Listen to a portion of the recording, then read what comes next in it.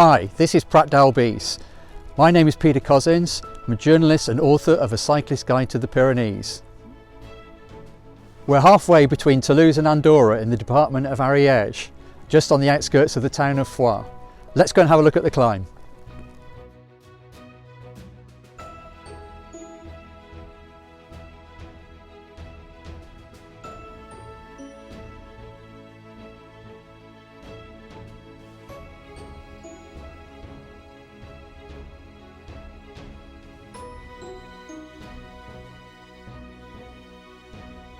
If you've enjoyed this video, please press the like button.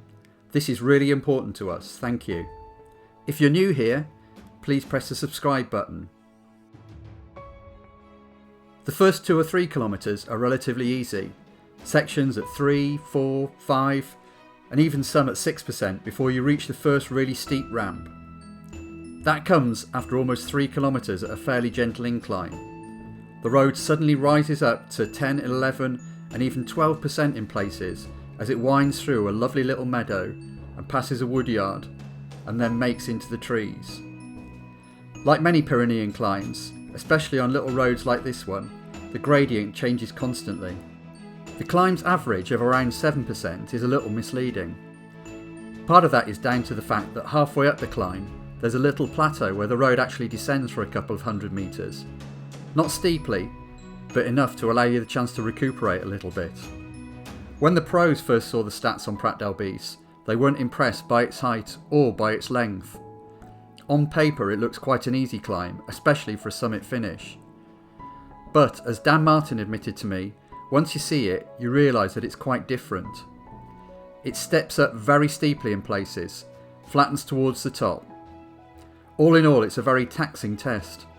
The toughest section begins right after this little plateau. The climb rises quite steeply now, well into double figures, some sections reaching 14%, but mostly staying at around 10. It switches backwards and forwards through the trees until you finally re-emerge out onto the open mountainside just after you cross a cattle grid.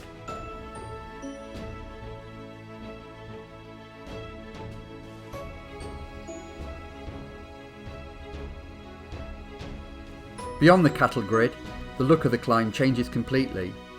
The trees are left behind and the road runs straight and at a more consistent grade between widely spaced hairpins, often a kilometre apart. The views between them absolutely spectacular. This for me is the most stunning part of the climb. You can see right across the Barguillère Valley and beyond it over the Plantarel Massif to the flat plains that reach towards Toulouse and the cities to the north. The high ridge of the Pyrenees come into view, snow-capped mountains running away into the distance, offering a spectacular sight.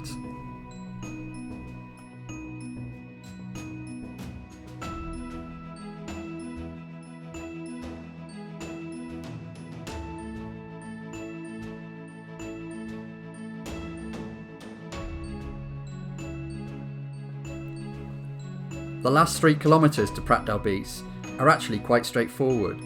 The gradient steadily eases off, reaching eventually just 1 or 2%.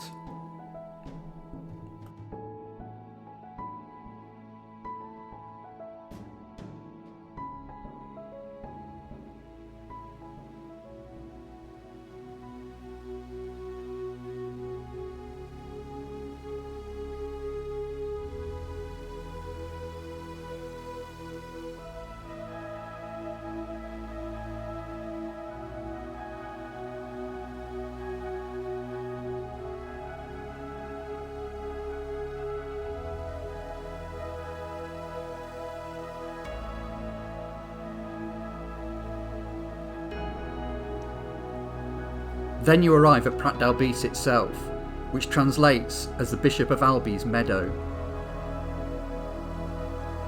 And here we are at the summit of Prat. It's not a massive climb, but it is a very testing one. And that's it. Well, for Prat that's it, because the climb goes on. This isn't the end of the road. If you look around, you can see it keeps going past the car park, and if you look up above, you can just about see the masts that stand at the Plat de Père. which you can reach after another 4 kilometres of riding and another 180 metres of vertical gain.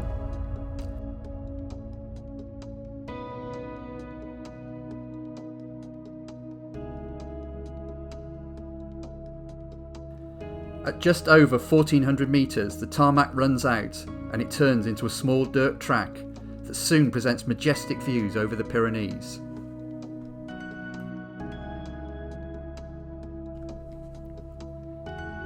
But as far as the Tour de France is concerned, this is Prat d'Albis. This is where they came.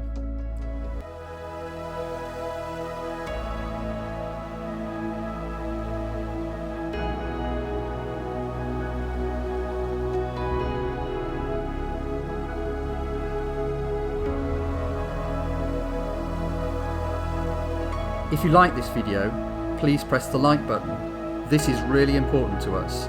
Thank you. If you're new here, please press the subscribe button.